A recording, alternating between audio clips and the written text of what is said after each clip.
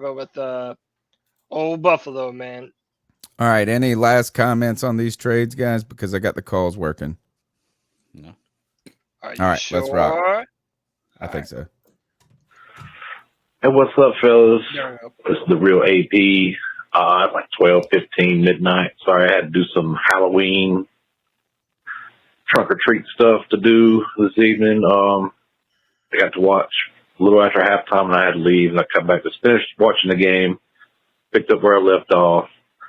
And I had notifications on my phone. I was like, what? I mean, I was listening to it on the radio on the way.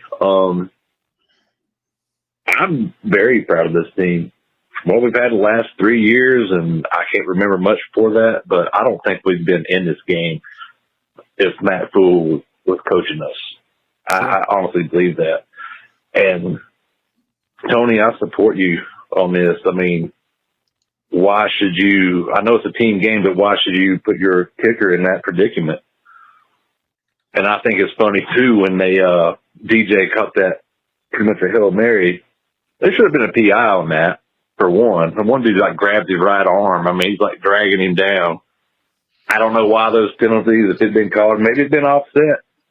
I think if it'd been normal, he kept his helmet on, dude would have made it. We'd walked out of there with a W, but I'm just, honestly, I mean, we're 3-6. I'm happy that we're being competitive, man. I mean, I don't think it, I mean, I'm all for Wilks. I'm on that Wilks bandwagon, man. And I'll hawk him. I'm still, I mean, McAdoo's looking a little better too, man. And these cats are playing. Yep. They were playing ball, and it just seems like a whole different energy than it was 3 weeks ago or 4 weeks ago. I mean, when we had Matt. So anyway, I'm proud of him, man. I know it sucks we didn't get the W, but no, I'm not tanking for drafts. I'm about 25 minutes into watching y'all's podcast, but I'm proud of him. I'm proud to be a fan, and hey, there's still a lot of building to do, building blocks, and it's right now, the past 3 weeks, especially the past 2 weeks, it's looking good, in my opinion. Anyway, I appreciate y'all. I'll holler later. Keep pounding. Peace. My man called in with Nice. another call. We're going to honor him with another call. He called in 3 times. I'm only going to give him 2. All right. And then we'll come back to it if we get through them fast enough. But here's part 2. Hey, what's up, fellas? The real AP again. I'm about hour 40 into the post game on Sunday. And some of these dudes, some of y'all, man, y'all talk about this and that. This. Oh, yeah. You remind me of that Ed Bassmaster. He does that character. Would you look at that? Look at this. Look at that. Look at this. Look at I that. know Ed Bass, man. That's what you sound like, man. Would you just look at it? And you're not looking at it. You're just picking and choosing. That. I mean, that's what people are doing. Yeah, it's a team game, man. And, I mean, come on, man. You can't, I'm still with Tony, man. You can't blame it. You shouldn't put your kicker in that position. You are offensive defense. 22 people, 11. Do your job. You're talking about the kicker's got one job. Every single man on that field has one job. Do your job. I mean, you can't. I'm not hating on a dude. Y'all talking about trading him away, kicking him off. Yeah, what? Who is there?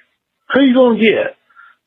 Dude, he looked like he was Y'all about to probably want cry to call in Adam Vinatieri out of interview. retirement. And be like, yeah.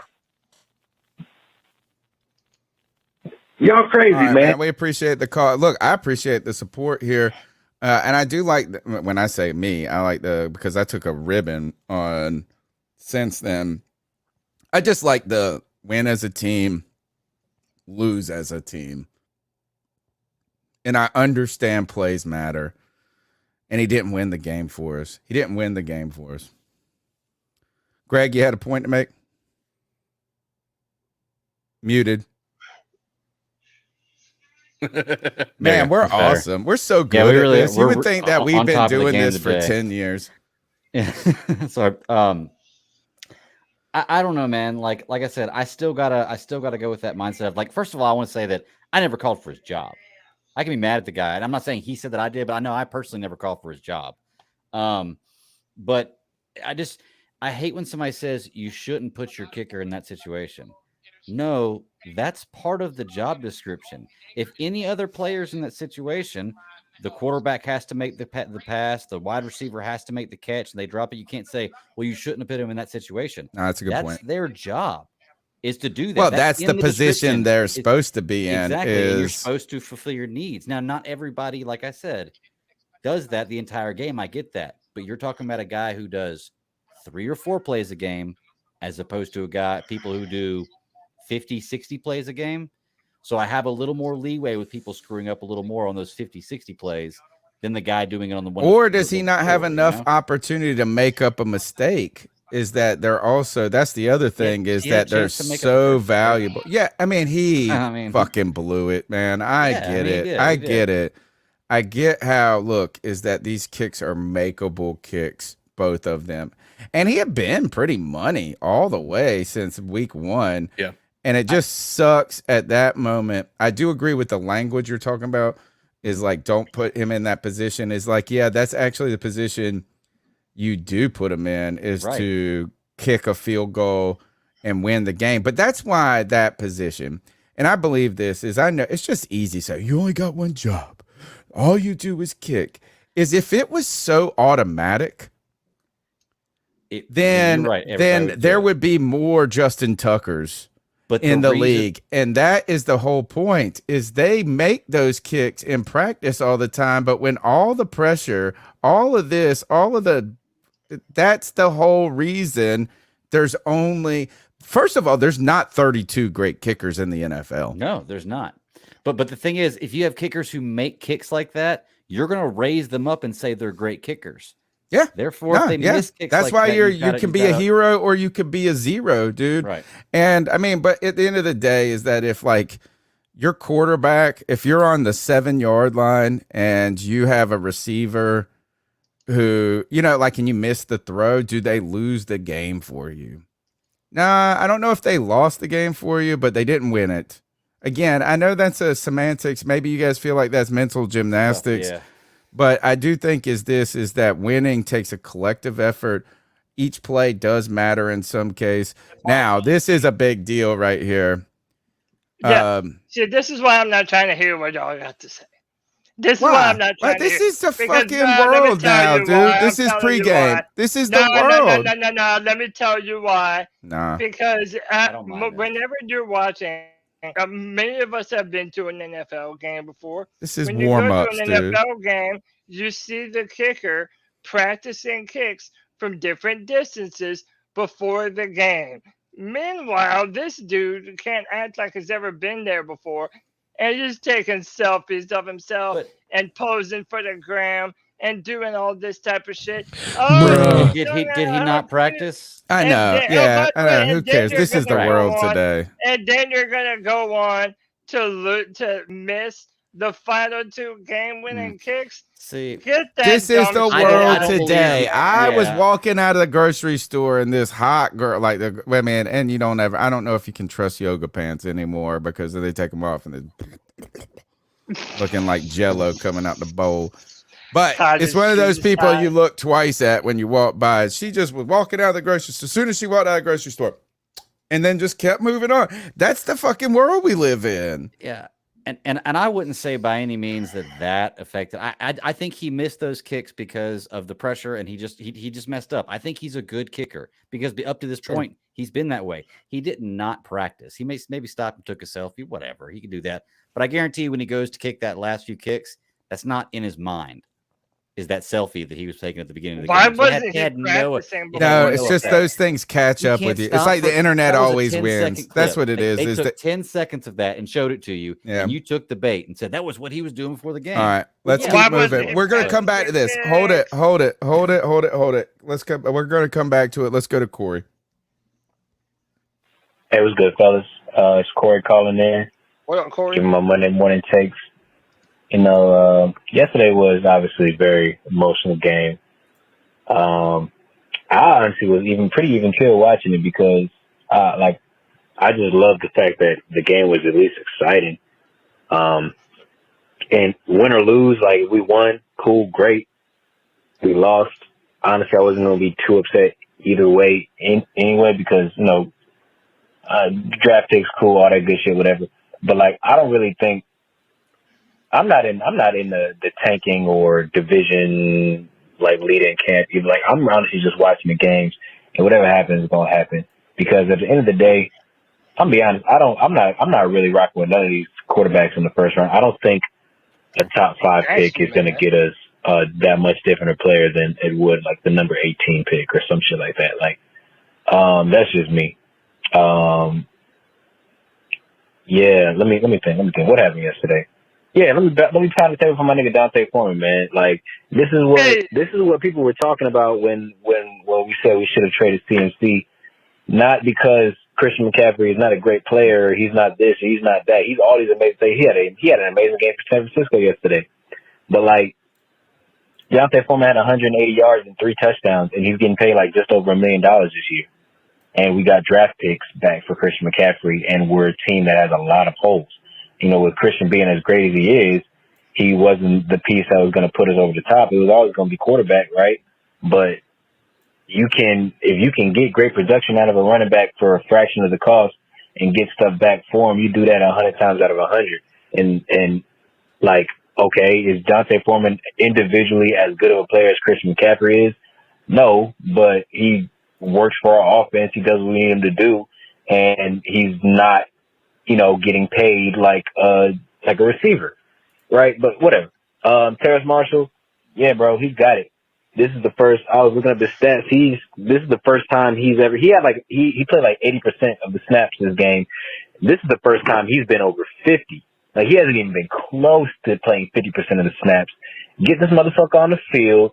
He's talented. He needs reps. He needs to get comfortable. He's going to continue to be better, man. We're going to see Terrace Marshall Jr. by the end of the year. We're going to be really excited what we have in him, man. Mark my words. Yeah, look, don't blame DJ. If you blaming DJ, you're a fucking nerd. I don't care. Like, rules are rules, whatever you want to call it. Even if you say, like, people saying, he wasn't even in the field to play. But fuck that shit, man. Make your field goals. 33 yards, 48 yards, and make your field goals. Keep pounding. Completely agreed, man. Make your damn kicks. Yep. Make your damn kicks. We're doing all this semantics. Make your damn kicks. Yeah, the Panthers have not had that since Graham. Here's the thing: is that Pinero has been pretty good for us getting them out of nowhere, in comparison to us having a guy. You know what I'm saying? Like, as we've if anything, I don't got a problem with the selfie pick. I would say he looks like a nerd more than I got a problem with the pick. But that's just me being old. I do want to go ahead and do this. While I got this up. Let me stop sharing. I'm going to show you guys the screen just so I can show you this is the winner right here because I had to count backwards. CJ06 is the winner of 2 car flags. 2 car flags right there. And we're going to give away 2 more on the post game coming up. I bought some the other things I've been buying. I've been buying some patches. So you guys, like some people like to sew patches onto their jerseys or some different things like that. I think I'm going to put them in like a frame and try to make them cool so you can maybe put them on your desk or something. So those are some things coming up on the horizon for all fans coming up. You guys can support the podcast by calling in at 252-228-5098. Subscribe on YouTube. Check us out on Twitter. These are the types of things we're doing. We're trying to build and grow. We have had such crazy growth for us, or at least maybe not in the YouTube. I feel like I'm saying Wu-Tang. In the YouTube world compared to other people, but for us, we've had incredible growth over the past year, and I've been so thankful for you guys who have come here and watched this show until crazy hours at night.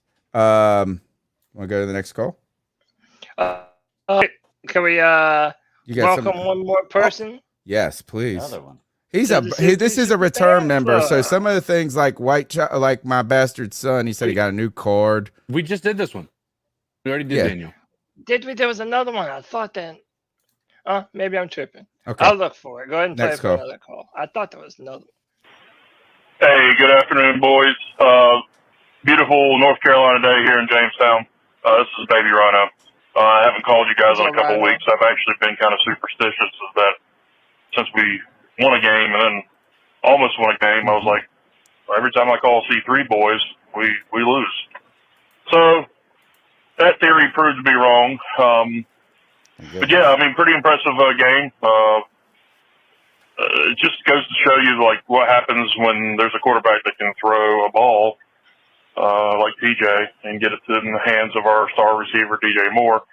Have mixed feelings on whether that call was legit as far as should it have been thrown or not. But anyway, it is what it is now.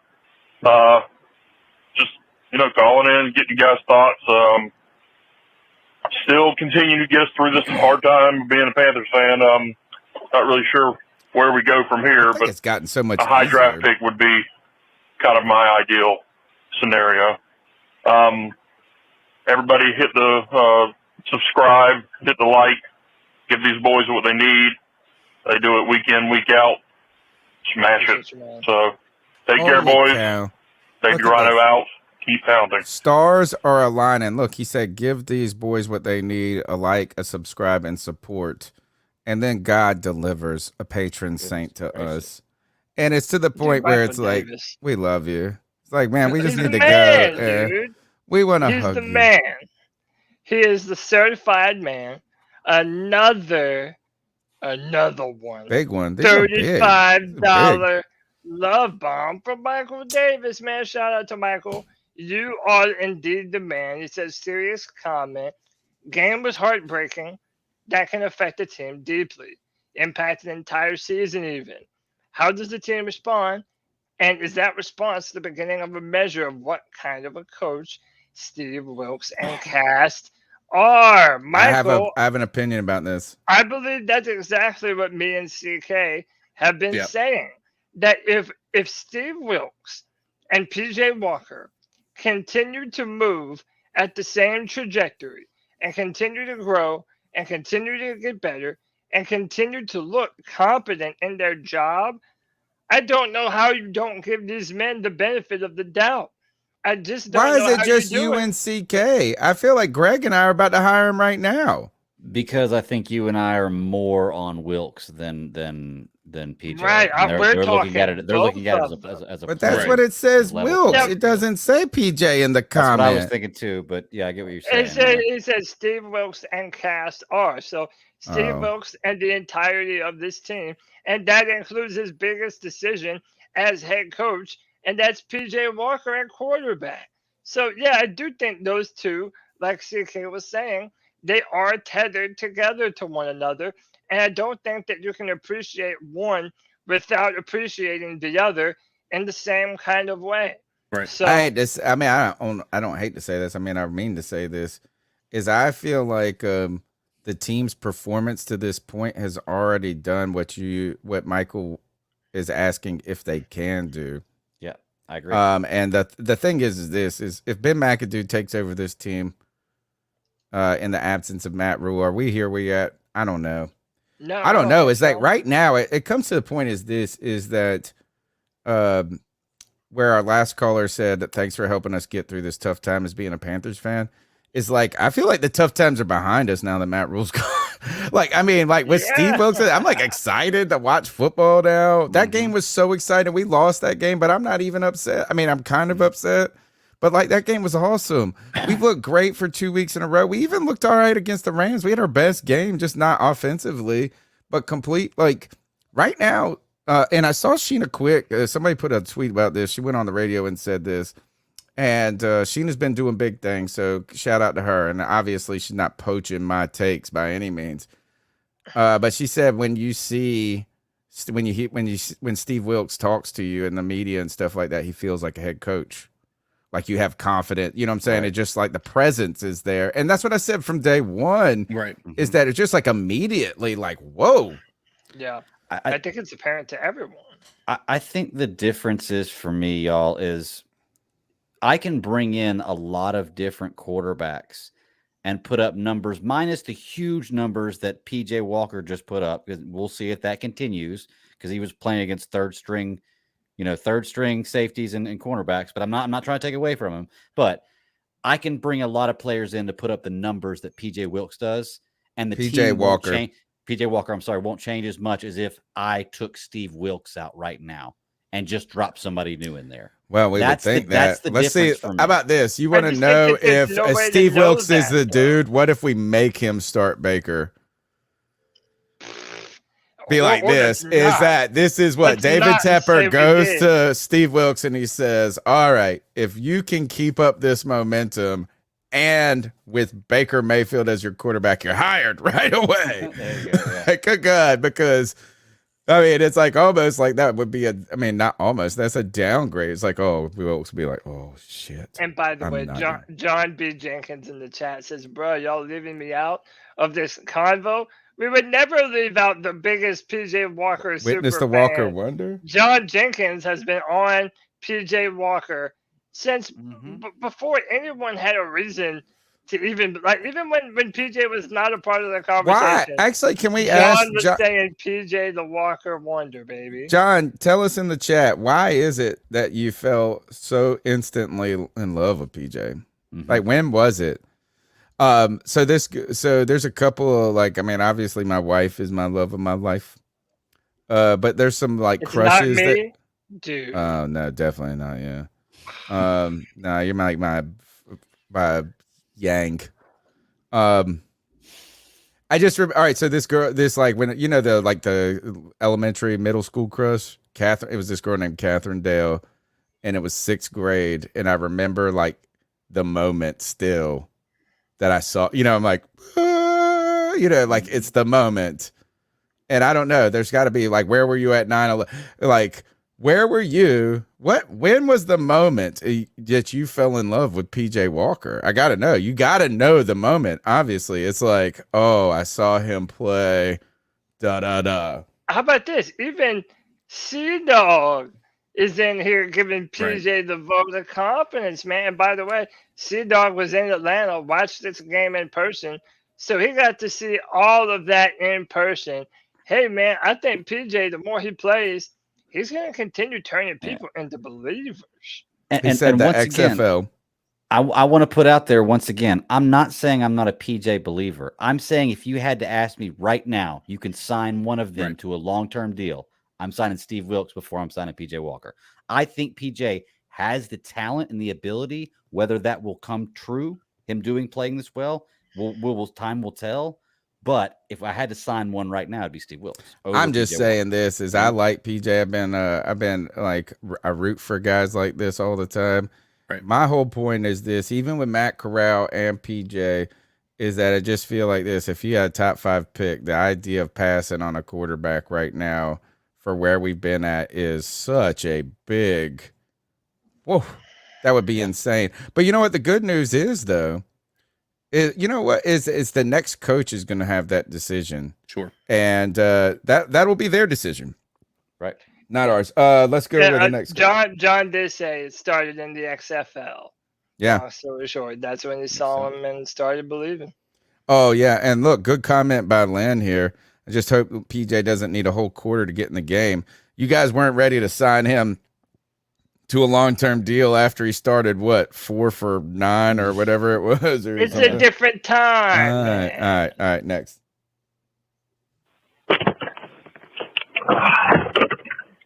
What's up, C3? What's good? It's Anthony from Charlotte. Oh yeah. Yes, sir. Just thought I'd call in and give my thoughts to the game. Hold on a second.